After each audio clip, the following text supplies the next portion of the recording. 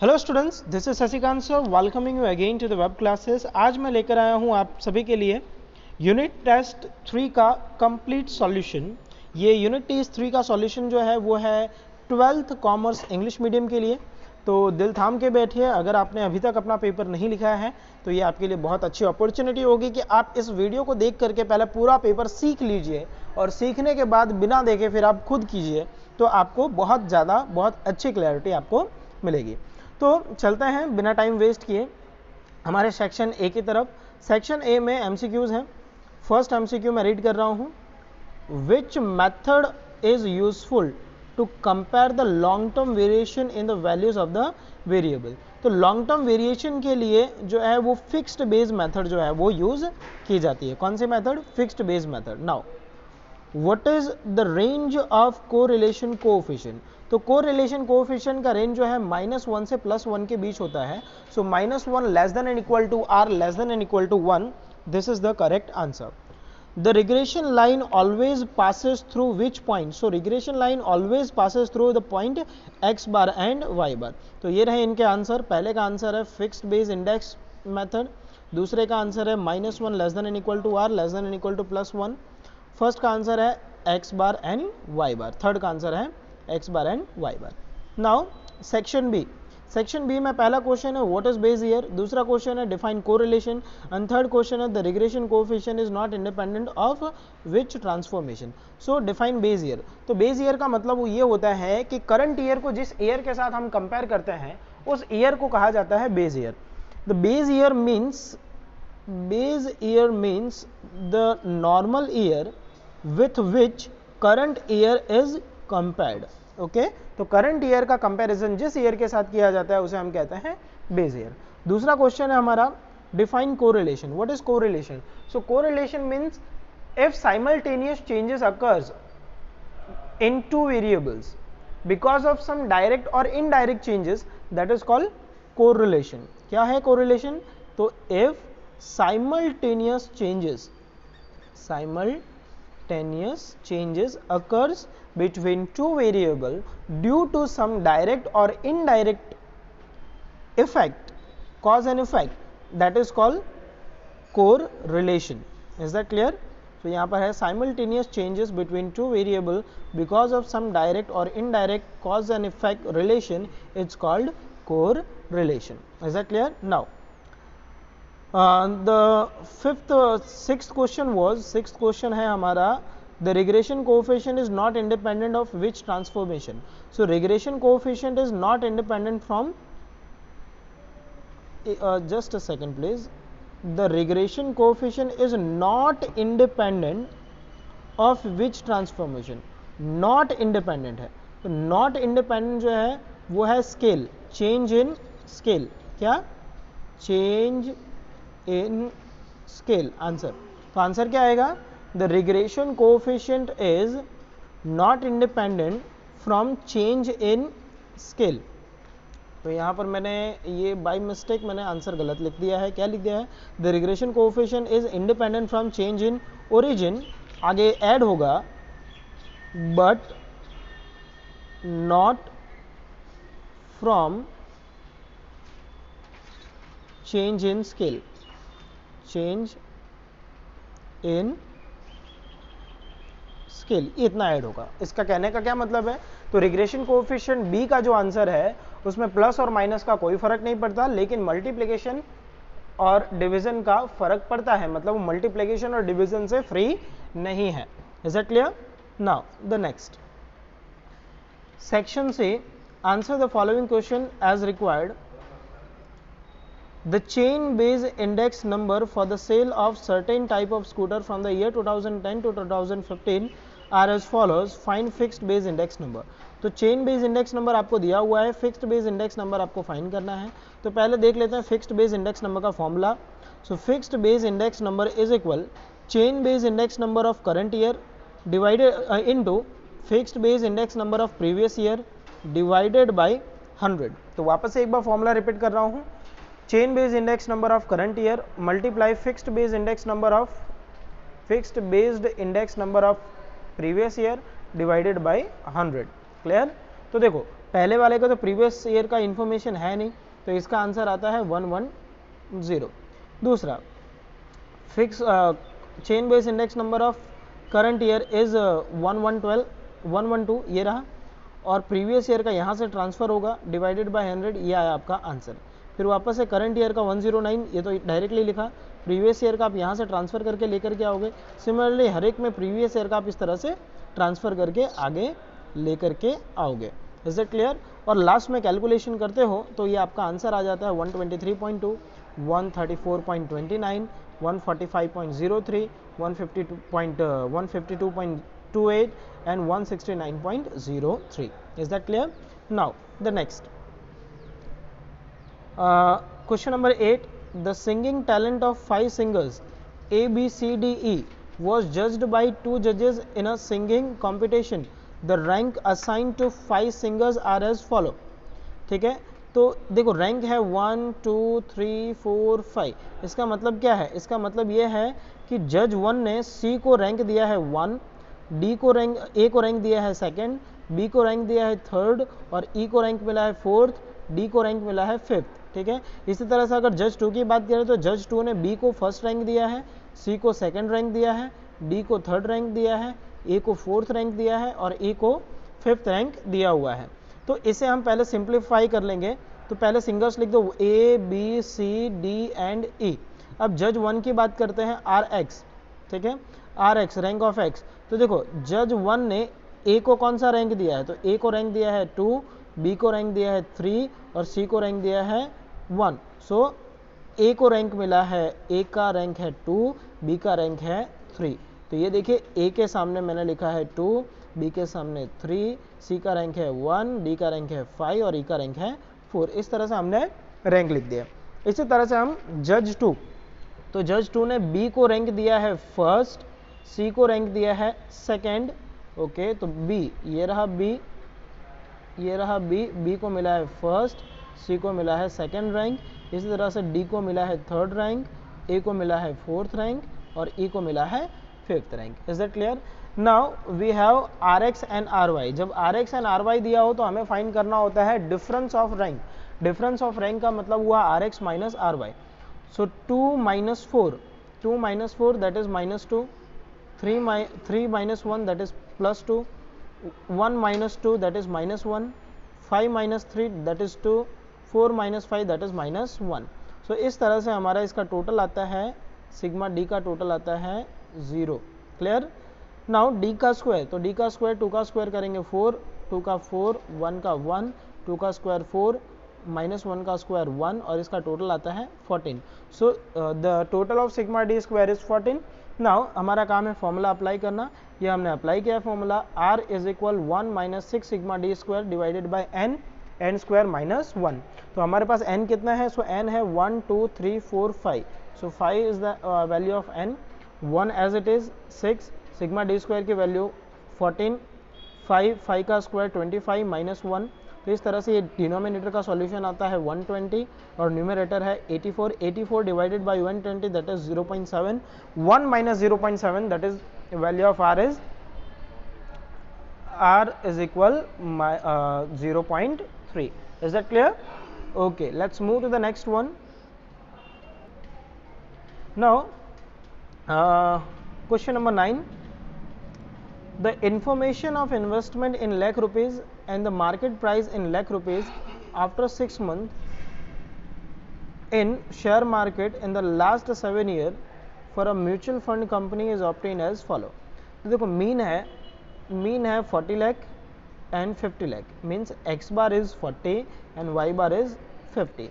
then variance, तो variance का मतलब होता है a square x that is 100 and a square y that is 256. Covariance, so covariance of x y that is given to you is 80. तो ये आपको covariance दिया हुआ है। हमें करना क्या है? obtain regression line y on x and estimate the market price in share market after 6 months if there is investment of 45 lakh in a year. तो पहले फाइंड करना पड़ेगा रिग्रेशन कोएफिशिएंट b का फॉर्मूला अप्लाई करते हैं। तो देखो पहले तो ये सिंप्लीफाई किया कि सारी वैल्यूज मैंने लिखी यहाँ पर, ठीक है। फिर ये b का फॉर्मूला अप्लाई किया, b is equal covariance of X Y divided by X S square X. Now covariance of X Y is 80, S square X is 100, so b is 0.8. b is 0.8. Now अब find करेंगे a. तो a find करने के लिए ये रहा हमारे पास. सो a का फॉर्मूला है a is equal Y bar minus B into X bar. अब y बार हो गया 50 माइनस 0.80 और x बार की वैल्यू थी 40. 40 into 0.8 that is 32. So 50 minus 32 that is a is equal 18. Okay, now we have the value of a, we have value of b. Apply the regression line formula. So y cap is equal a plus B X. a की value 18, b की value 0.8 into x. अब x की जगह हमें क्या substitute करना है, तो x की जगह हमें सब्सटीट्यूट करना है 45 लाख, तो हमें y की वैल्यू मिलेगी. तो ये मैं सब्सटीट्यूट कर रहा हूँ 45 lakh in place of x. ठीक है, तो हमारा आंसर आ जाता है 18 प्लस 0.8 इंटू 45 लाख, तो answer is 54 lakh rupees. What is the answer? 54 lakh rupees. That is our answer. Is that clear? Now the next one, section D. So section D, question number 10, compute the last year purchase and fishes index number for the year 2015 from the data given below. Item A, B, C, D, E. Okay, now quantity is given to you, quantity दिया हुआ है और price दिया हुआ है. तो हम जानते हैं जो बेस ईयर की क्वांटिटी है, मतलब जो प्रीवियस ईयर है या जो पुराना वाला साल है, उसे हम कहते हैं बेस ईयर. तो यहाँ 2014 है बेस ईयर, तो ये बेस ईयर हो जाएगा. क्वांटिटी को हम डिनोट करते हैं Q से, तो ये हो जाएगा Q0 और ये हो जाएगा Q1. P है तो ये हो जाएगा P0 और ये हो जाएगा P1. Is that clear? और फिर इसे हम एक टेबल में लिखेंगे. कैसे? Q0, Q1, P0, P1. ठीक है, तो ये मैंने लिखा Q0, Q1, P0 and P1. ये मैंने सारी वैल्यूज़ लिख डाली. इसके बाद आता है देखिए, सारी वैल्यूज़ लिख दी. इसके बाद हमें लास्ट ईयर पार्शियल फिशर का फॉर्मूला अप्लाई करना है. तो फॉर्मूला अप्लाई करने के लिए आपको सिंपली कुछ करना नहीं, आपको लिखना है PQ. देखो मैं एक मिनट बंद कर देता हूँ. हाँ, आपको 4 बार लिखना है PQ, PQ, PQ, PQ. Is that clear? Now ये पहले वाले जो 2 टेबल हैं that is for last year. ठीक है, ये वाले जो दो टेबल है that is for past year. अब क्या करोगे, तो इसमें अब देखो जो लास्ट ईयर है वो 1000 रुपीज़ डोनेट करता है और जो पास्ट ईयर है वो 1101 रुपीज़ डोनेट कर रहा है. तो आपको 1000 इसमें सेट करना है. तो ये हो जाएगा 1000 हो गया 1000. ये हो जाएगा 1101. Is that clear? तो आपका टेबल कौन से फॉर्मेशन में होना चाहिए? तो आपका टेबल जो है वो इस फॉर्मेशन में होना चाहिए. कौन से फॉर्मेशन में? इस वाले. तो पहला टेबल बनेगा P1 Q0 का, दूसरा टेबल बनेगा P0 Q0 का, थर्ड टेबल बनेगा P1 Q1 का और फोर्थ टेबल बनेगा P0 Q1 का. Is that clear? तो इस तरह से आप देख सकते हैं उसी फॉर्मेशन में मैंने ये जो आगे के टेबल जो है वो प्रिपेयर किए हुए हैं. ये आप देख सकते हो इधर. ठीक है. Now what is the mean of P1 Q0? सो यहाँ देखो, यहाँ आपको फाइंड करना है P1 Q0. तो P1 Q0 का मतलब ये रहा P1 और ये रहा Q0. आपको इन दोनों का मल्टीप्लिकेशन करना है. Okay, so 45 into 25 that is 1125, 30 into 15 that is 450, 36 into 10 that is 360, 25 into 8 that is 200, 65 into 30 that is 1950. Is that clear? Now the second is P0 Q0. So here we have P0, here we have Q0. Now 42 into 25 that is 1050, 28 into 15 that is 420, 30 into 10 that is 300, 20 into 8 that is 160 and 60 into 30 that is 1800. Now इसके बाद आप find करोगे P1 Q1. तो ये रहा P1 और ये रहा Q1, इन दोनों का आप मल्टीप्लिकेशन करते जाना, आपको ये सारी वैल्यूज़ मिलते जाएगी, ठीक है। और लास्ट है P0 Q1, सो ये भी है P0, ये रहा Q1, so 42 into 32 that is 1344, 28 into 20 that is 560, 30 into 20 that is 600, 20 into 15 that is 300 and 60 into 36 that is 2160। Ultimately last में आप करोगे टोटल, तो इनका टोटल होता है 4085। इस तरह से सभी का आपको कर लेना है टोटल, ठीक है। अब स्टार्टिंग के दो टेबल जो थे वो थे लास्ट ईयर के, और बाद के दो टेबल जो है वो है पाशे के।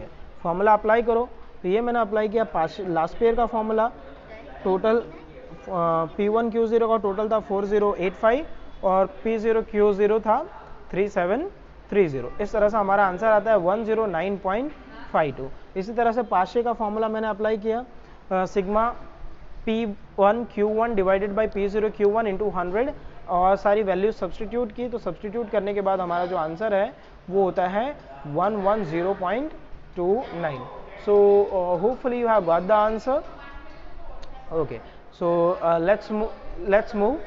सो फिशर इंडेक्स नंबर का फॉर्मूला क्या है, IF is equal IL into IP, दोनों वैल्यूज रखी, दोनों का मल्टीप्लाई करो और लास्ट में रूट को है जो है वो प्रेस करना है, तो रूट प्रेस करने के बाद आता है 109.90। Is that clear? Okay, so hopefully ये आपको पता चल गया होगा। सो चलते हैं हमारे नेक्स्ट क्वेश्चन की तरफ। हमारा जो नेक्स्ट क्वेश्चन है वो है question number 11। Now Karl Pearson correlation coefficient between density of population per square kilometre, so density per square kilometer and death rate per thousand from the following data. Now the data is given, density को हम ले लेंगे x और per thousand death rate को हम ले लेते हैं y, ठीक है। तो ये सिटीज लिख दी मैंने, x की वैल्यूज लिख दी और y की वैल्यूज लिख दी। सबसे पहला काम आपको ये करना होता है कि फाइंड करना होता है x बार और y बार। तो x बार के लिए हमें चाहिए x का टोटल जो है 3950 और y का टोटल जो है 170। अब चलते हैं x बार की तरफ।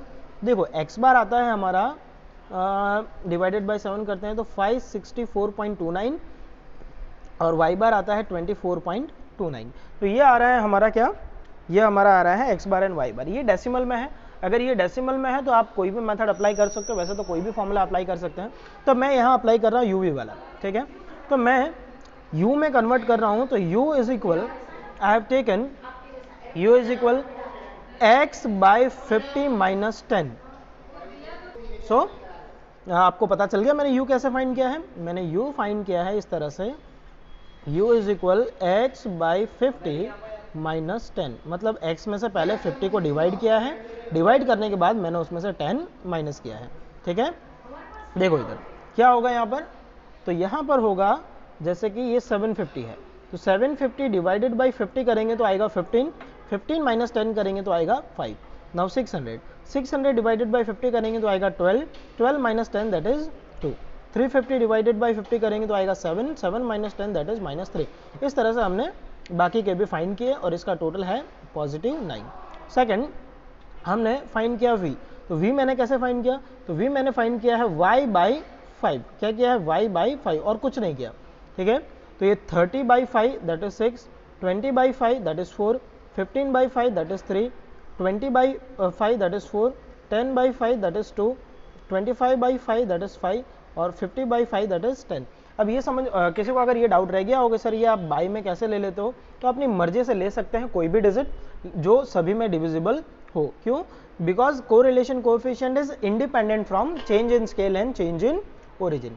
नाउ हमें ज़रूरत पड़ेगी u के स्क्वायर और v के स्क्वायर की, तो u का स्क्वायर यहाँ से हमने फाइंड किया, square of 5 25, square of 2 4, square of 3 9, square of 0 0, square of 6 36, square of 4 16, square of 7 49। Now v square, तो v स्क्वायर भी सिमिलरली हमने इसी तरह से फाइंड किया, आप देख सकते हो इनका स्क्वायर किया हुआ है, ठीक है। इसके बाद हमें चाहिए है टेबल uv का, तो ये रहा u और ये रहा v, दोनों का मल्टीप्लिकेशन, 6 5 ज़ा 30, 4 2 ज़ा 8, 3 3 ज़ा -9 क्योंकि नेगेटिव है, 4 into 0 0, 2 into minus 6 minus 12, 5 into 4 20, 10 into 7 that is 70. Now do the total of all. So total मिलता है हमें, u का टोटल है 9, v का टोटल है 34, u square 139, v square 206 and u is 107. अब हमें फॉर्मूला अप्लाई करना है u वाला. देखिए फॉर्मूला, तो ये रहा formula, r is equal n sigma U V minus sigma U into sigma V divided by root n sigma U square minus sigma V U का whole square, second root n sigma U V square minus sigma V का whole square. चलते हैं, तो ये रहा formula, तो हमने देख लिया. n की जगह 7 सिग्मा यू वी का टोटल आप देखिए, ये रहा यू वी, कहाँ गया, देखो ये रहा यू वी 107, u है 9 और v है 34. देख लीजिए 7, ये 107, 9 एंड 34. इसी तरह से n 7, फिर चाहिए u का स्क्वायर, u का स्क्वायर ये रहा. सारी वैल्यूज हमने सब्सटीट्यूट की. सब्सटीट्यूट करने के बाद सबसे पहले मल्टीप्लाई करो और रूट सॉल्व करो. तो ये मैंने मल्टीप्लाई किया, इन दोनों का मल्टीप्लाई किया तो ये आंसर आता है, इन दोनों का मल्टीप्लाई किया तो ये आंसर आता है. ठीक है, रूट सॉल्व करते हैं. पहले इन दोनों का मल्टीप्लिकेशन और इसका स्क्वायर, ये आंसर आया और ये आंसर आया. ठीक है, ऊपर इन दोनों को माइनस किया तो ये आंसर आया. रूट को फिर से सॉल्व किया तो ये 892 और 286. अब क्या करना है, इन दोनों का पहले करोगे मल्टीप्लिकेशन. मल्टीप्लिकेशन करने के बाद कैलकुलेटर में रूट का बटन है, उसको 1 टाइम आप प्रेस करना. तो प्रेस करोगे तो आपको इस तरह का कुछ आंसर मिलेगा ये. ठीक है, सो फाइनली जब आप डिवाइड करोगे तो आपका आंसर आएगा 0.87 एंड समथिंग, पूरा कैल्सी भरा हुआ होगा. ठीक है, तो ये कैरी फॉरवर्ड हो जाएगा, तो ये हो जाएगा 0.88. 0.88 पॉजिटिव है, तो इसे हम कहेंगे high degree of positive core relation. Is that clear? Now और वाला एक और सम है, वो भी देख लेते हैं. किसी को ऊपर वाला सम पसंद ना आया हो तो ये वाला कर सकता है. कैसे करना है? To study the relationship between the time of usages of cars and its average annual maintenance cost, the following information is obtain. Car है 1 2 3 4 5 6, टाइम है 3 year 1 year 2 year 2 year 5 year and 3 year, and average maintenance y is 10,000 रुपये. 10,000, 5,000, 8,000, 7,000, 13,000 and 8,000. हमें क्या करना है, तो हमें find करना है रिग्रेशन लाइन, और ये भी फाइंड करना है अगर किसी कार को 5 साल तक यूज़ किया हो तो उसका क्या बोलते हैं कॉस्ट कितना होगा, मेंटेनेंस कॉस्ट कितना होगा, और एरर भी फाइंड करना है. Is that clear? तो देखो नाउ अब वैल्यू जो है वो बिलो 30 है. बिलो 30 है तो डायरेक्ट हम एक्स वाई वाला फॉर्मूला अप्लाई करेंगे. एक्स वाई वाला फॉर्मूले के लिए हमें सिर्फ एक्स के स्क्वायर की ज़रूरत होती है. 3 का स्क्वायर 9. अब सबका स्क्वायर तो आप जानते ही हो कैसे करना होता है. ये स्क्वायर किया और लास्ट में इनका करना है टोटल, दैट इज़ 52. मल्टीप्लिकेशन चाहिए दोनों का एक्स और वाई का, तो 10 इंटू 3 30, 5 इंटू 1 5, 16, 14, 65 एंड 24. इसका टोटल आता है 154. हमें चाहिए पहले एक्स बार और वाई बार, तो एक्स बार और वाई बार ये फॉर्मूला अप्लाई किया. आप जानते हो टोटल हमारे पास ऑलरेडी अवेलेबल था 2.67 एंड 8.5. ठीक है, ये हमारा आ गया एक्स बार एंड वाई बार. अब बी का फॉर्मूला मैंने अप्लाई किया, तो बी का फॉर्मूला है n sigma X Y minus sigma X into sigma Y divided by n sigma X square minus sigma X का होल स्क्वायर. सारी वैल्यूज़ मैंने सब्सटीट्यूट की. ठीक है, सब्सटीट्यूट करने के बाद हमारा जो बी का आंसर आता है वो बी का आंसर है 1.93. अब हमें चाहिए ए के आंसर के लिए हमें Y bar minus B into X बार ये सब्सटीट्यूट करना है. वाई बार की वैल्यू 8.5, बी की वैल्यू 1.93 और एक्स बार की वैल्यू 2.67. कहाँ से लाए, तो ये रहा एक्स बार यहाँ था और वाई बार यहाँ था. ठीक है, इसके बाद में इन दोनों का मल्टीप्लिकेशन किया. ये मल्टीप्लिकेशन माइनस करने के बाद हमारा वैल्यू आ रहा है a इज इक्वल 3.35. इसके बाद है so y cap is equal a plus B X, a 3.35 1.93x when use of. ठीक है, ये मिल गया हमें क्या बोलते हैं, ये हो गया रिग्रेशन लाइन. ये हो गया रिग्रेशन लाइन. अब हमें एस्टिमेट फाइंड करना है कि 5 साल अगर यूज़ करें तो 5 साल यूज़ करो तो x की जगह आप 5 रिप्लेस करोगे, मल्टीप्लाई किया तो हमारा आंसर आता है 13,000. क्या आता है? 13,000. अब एक चीज़ फाइंड करने की बाकी रह गई. क्या फाइंड करने की बाकी रहेगी? एरर. तो एरर फाइंड कैसे करोगे? तो एरर फाइंड करने का फॉर्मूला रहेगा आपका एरर, जस्ट अ सेकेंड, हाँ, error E is equal y minus y cap, E is equal Y minus Y cap.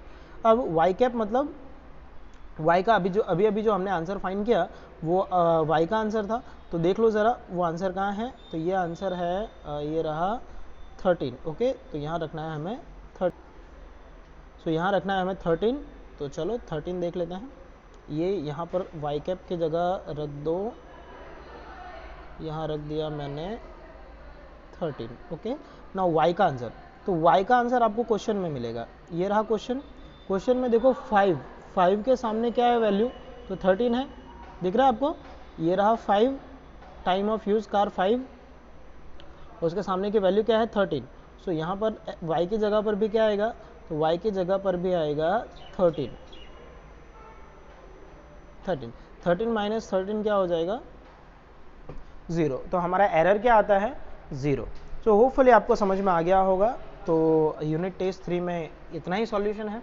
अगर कोई डाउट रह गया हो, अगर मैं कहीं मिस्टेक हूँ, तो let me know in the comment section.